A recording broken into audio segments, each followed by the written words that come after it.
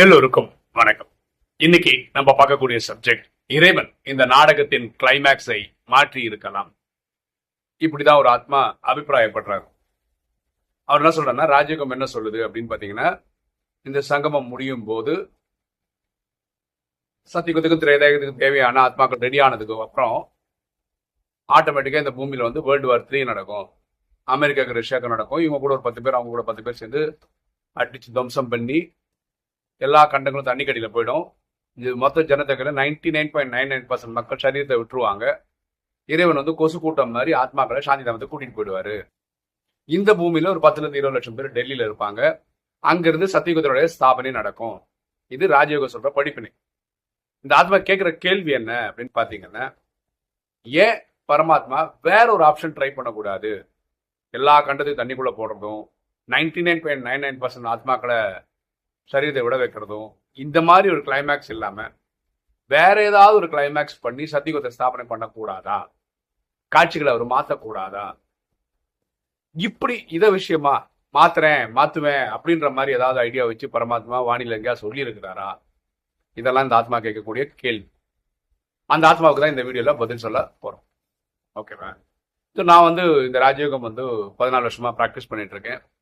எந்த இடத்துலயும் பரமாத்மா வந்து நான் வந்து இத்தனை வருஷத்துக்கு அப்புறம் இல்லை இத்தனை கல்பத்துக்கு அப்புறம் நான் வந்து பிளான் எல்லாம் மாற்ற போறேன், டோட்டலாகவே 5000 வருஷம் ட்ராமா வச்சு அப்படியே புரட்டி எடுத்து வேற மாதிரி மாற்ற போறேன் அப்படிலாம் எங்கேயுமே சொன்னது கிடையாது. அப்படின்னா என்ன, இந்த நாடகம் ஃபிக்ஸ்டு பக்காவா இருக்கு, அவ்வளவுதான். ஓகேவா?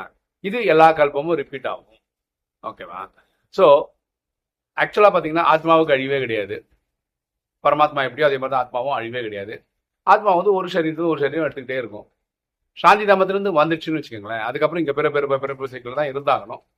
அதே ஆத்மாக்களை தந்தே வந்து கூட்டிட்டு போனாதான் நம்ம சாந்தி தாமத்துக்கு போக முடியும். இது டிராமாவோட செட்டப். அப்படிதான் எல்லா கல்பத்திலையும் நடக்கும். ஓகேவா? அப்ப அழியறது அப்படின்னு பாத்தீங்கன்னா இப்படி புரிஞ்சுக்கோங்களேன்.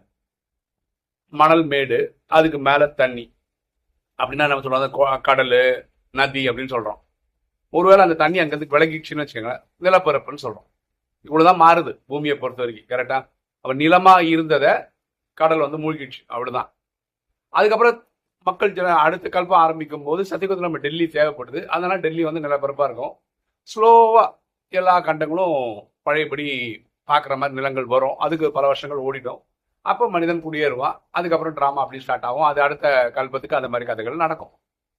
இப்படிதான் டிராமா டிசைன் செய்யப்பட்டிருக்கே தவிர, இது ஒரு ஆங்கிள் வந்து கேட்கும் போது பார்க்கும்போது நமக்கு நீங்க சொல்ற மாதிரி ஒரு மனசு வருத்தமா தான் இருக்கு. 99.99% மக்கள் சரீரம் விட்டுதான் ஆகணுமா? எல்லா கண்டங்களும் தண்ணிக்குள்ள போட்டுதான் ஆகணுமா? இதெல்லாம் கொஞ்சம் டஃப்பா இருக்க மாதிரி நமக்கு தெரியுது. ஆனா இதுதான் டிராமா. பரமாத்மா என்ன சொல்றாங்க, கடைசியில உங்களால் விநாசம் பார்க்க முடியல. ராஜயோகிக்கு சொல்றாரு. பிரம்மாக்கே வந்து அவர் வந்து இந்த காட்சி காமிச்சார், சொர்க்கத்தோட காட்சி காமிச்சாரு. அதே மாதிரி இந்த நரகத்தோட காட்சி காமிச்சார். அவ பிரம்மா என்ன சொன்ன, நரகத்தோட காட்சி என்னால் பார்க்க முடியலன்ட்டார். அதே மாதிரி நீங்களும் நானும் அப்படி இருப்போம் பாருங்களேன். இப்போ கணக்குப்படி நமக்கு வந்து இன்னொரு 12 வருஷம் தான் இருக்கு, 30 தான் இருக்கு. அப்படின்னா என்ன, தியரிட்டிக்கலா நமக்கு வந்து ஜட்மெண்ட் கண்ணு முன்னாடி பார்க்கக்கூடிய ஒரு வாய்ப்பு இருக்கு. ஆனா நமக்கு அந்த மனதிடம் இருக்கா அப்படின்றது $1 மில்லியன் கேள்விதான். அப்ப பரமாத்மா சொல்றாரு, யாருக்கு வந்து கடைசி காட்சியெல்லாம் பார்க்க விருப்பப்படலையோ நீங்க கேட்டீங்கன்னா நீங்க அதுக்கு முன்னாடியே கர்மாதிதாய் போயிடலாம். அது ஒரு வாய்ப்பு இருக்கு. நீங்க அதுக்கேற்ற மாதிரி முயற்சி பண்ணிடணும். அவ்வளவுதான். 100க்கு 100 கிராஸ் ஆகிற அளவுக்கு பண்ணிட்டீங்கன்னா கடைசி ஜட்மெண்ட் டே வரைக்கும் சரீரத்தில் வந்து உடல்லையே வந்து ஆத்மாவை கட்டுக்காத்துன்னு இருக்கிறதுல அது தேவையில்லாம நீங்க கிளம்பி போயிடலாம். அது யாருக்கு முடியும்? ஒழுக்கமா இருக்கிறவங்களுக்கு முடியும். சிஸ்டமை பக்காவா ஃபாலோ பண்றவங்களுக்கு முடியும். அப்படி நமக்கு கிளம்பி பரமாத்மா கூட போயிடலாம். இந்த ஆப்ஷன்லாம் தராரு அவர். அதே மாதிரி சொல்றாரு, அணுகுண்டுகள்லாம் அப்படி தயாரிக்கிறாங்க, அது போட்ட அடுத்த செகண்ட் உயிர் போயிடும். இப்ப பாருங்களேன், இங்க கூட எல்லாருக்கும் தெரியும், பிறந்தா ஒரு நாள் இறப்பாங்க, சரீரம் விடுவாங்கன்னு எல்லாருக்கும் தெரியும். அது என்ன எதிர்பார்க்கறாங்கன்னா, அப்படி தூக்கிட்டே இருக்கும்போது சரீரம் விட்டுறணும், டக்குன்னு ஒரு பெயின் வருது அடுத்த செகண்ட் போயிடணும், அதாவது ரொம்ப கஷ்டப்படாம அடுத்தவங்களுக்கு கஷ்டம் கொடுக்காம போயிடணும் அப்படின்னு எல்லாருமே நினைக்கிறாங்க. அந்த மாதிரி ஆயுதங்களை இப்போ உருவாக்குறாங்கன்னு பரமாத்மா சொல்றாரு. அதாவது கடைசி நீங்க பயப்படுறீங்களா, 3rd வேர்ல்டு வார்ல அப்படி ஆகும் இப்படி ஆகும் அப்படின்றது கூட சரீரம் விட்டுருப்போம் நம்ம. அந்த மாதிரிலாம் உருவாக்குறாங்கன்னு பரமாத்மா சொல்றாரு. ஸோ நீங்க அதுக்காக ரொம்பலாம் கவலைப்பட தேவையில்லை. அதை கணக்கு வழிக்க முடியும். நம்ம எப்படி புரிஞ்சுக்கணும்னா, நம்ம சரியாக விட்டோம்னா இந்த வாட்டி தான் முதல் முறை வீட்டுக்கே போயிடும். திரும்பி இனி ஒரு உடல் எடுத்து வர வேண்டிய அவசியம் வராது. அதுக்கப்புறம் 2000 வருஷம் இந்த பூமியில சொர்க்கமே சொர்க்கம் தான். சரியா? சோ நமக்கு இந்த 99.99% மக்கள் வினாசம் ஆகுது ஏற்புடையது இல்லாம இருக்கலாம். கண்டங்கள் தண்ணிக்குள்ள போறது ஏற்புடையது இல்லாம இருக்கலாம். இந்த கிளைமேக்ஸ் பிடிக்காம இருக்கலாம். இதெல்லாம் கரெக்ட். ஆனா டிராமா இப்படிதான் செய்யப்பட்டிருக்கிறது அப்படின்னு சொல்றாரு பரமாத்மா. பரமாத்மா சொல்ற ஒரு வார்த்தை நாடகம் பர்ஃபெக்ட் அப்படின்றார், கரெக்ட்ன்றார். படிச்சவரே அப்படிதான் சொல்றாரு. ஓகேவா? அப்ப நம்ம ஒரு ஆங்கிள் இருந்து ஒரு இடத்துல இருந்து அதை பார்க்கும்போது நமக்கு அது குறையா தெரியுது, குற்றமா தெரியுது. ஆனா அது ஓவரால் டிசைன் செய்த பரமாத்மா பர்ஃபெக்ட்னு சொல்றாரு. அப்ப யார் சொல்றது நம்ம கேட்கணும்? அவர் சொல்றதுதான் கேட்கணும்.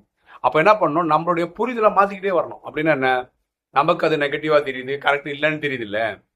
பரமாத்மா அது கரெக்ட்னு சொல்றதுக்கும் பர்ஃபெக்ட் சொல்றதுக்கும் என்ன காரணம் அப்படின்னு கண்டுபிடிச்சுனே வரும்போது, இந்த ராஜயோகம் ப்ராக்டிஸ் பண்ணிட்டே இருக்கும்போது நமக்கு ஒரு தெளிவு கிடைக்கும். அது இன்னைக்கு கிடைக்காம இருக்கலாம், நாளைக்கு அது கிடைக்கும். சரியா? பரமாத்மா ராஜயோகத்தில் எப்பவுமே புரிஞ்சுக்காங்களேன். இப்போ உங்களுக்கு வந்து ராஜயோகம் வரும்போது சில விஷயங்கள் வந்து நமக்கு ஏற்புடையதாக இல்லாம இருக்கலாம். இதெல்லாம் என்ன கரெக்ட்னு. ஆனா காலம் உங்களுக்கு அதுக்கு பதில் சொல்லிட்டே வரும். அதுக்கு நான் ஒரு நல்ல எக்ஸாம்பிள் சொல்ல போறேன். எனக்கு வந்து நிறைய கடன் வந்தது. கடன் ஏற்படுத்தினவர்களால் அந்த கடன் வந்தது. அப்போ அவங்கள கண்டா பயங்கர கோவம்.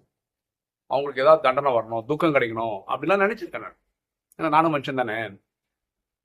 ஆனா இப்போ நான் 14 வருஷமா சிஸ்டம்ல இருக்கேன். இப்போ எனக்கு யாரெல்லாம் துக்கம் கொடுத்தா அவங்க எல்லாம் இப்போ துக்கம் அனுபவிக்கிறாங்க. நான் சில பேரை பார்க்குறேன்.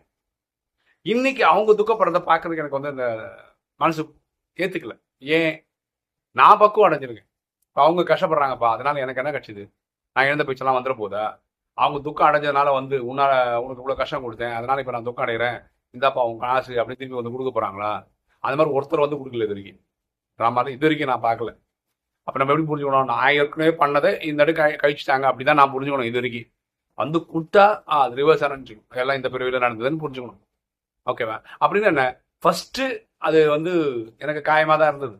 இன்னைக்கு அவங்க வருத்தப்படுறது எனக்கு எதிர்ப்புடையதே இல்லை. அதே ஆள் தான் நான். அப்ப எனக்குள்ள ஒரு மனமாற்றம் வந்திருக்கு. அதே மாதிரி இந்த டிராமா சரியில்லை அப்படின்ற எண்ணம் உங்களுக்கு இன்னைக்கு இருந்ததுன்னா ராஜயோகம் ப்ராக்டிஸ் பண்ணிட்டே வாங்க. ஒரு குறிப்பிட்ட காலத்துல உங்களுக்கே தெளிவு கிடைக்கும். ஆஹா, கரெக்டாக தான் பாபா பண்ணியிருக்காரு, நமக்கு தான் புரியல அப்படின்றது வரும். இப்போ வீடியோ பார்க்குற நீங்க சொல்ல வேண்டியது, இந்த நாடகத்தோட கிளைமேக்ஸ் வந்து கரெக்டா, பரமாத்மா பக்காவா தான் டிசைன் பண்ணியிருக்காரா, இல்ல இதோட பெட்டர் கிளைமேக்ஸ் வச்சிருந்திருக்கலாம் நீங்க நினைக்கிறீங்களா? நீங்க என்ன நினைக்கிறீங்கன்றது கமெண்ட் செக்ஷன்ல போடுங்க, நம்ம எல்லாரும் தெரிஞ்சுக்கலாம். ஓகே, இன்னைக்கு வீடியோ உங்களுக்கு பிடிச்சிருக்கோம் நினைக்கிறேன். லைக் பண்ணுங்க, சப்ஸ்கிரைப் பண்ணுங்க, ஃப்ரெண்ட்ஸ் சொல்லுங்க, ஷேர் பண்ணுங்க, கமெண்ட்ஸ் போடுங்க. தேங்க்யூ.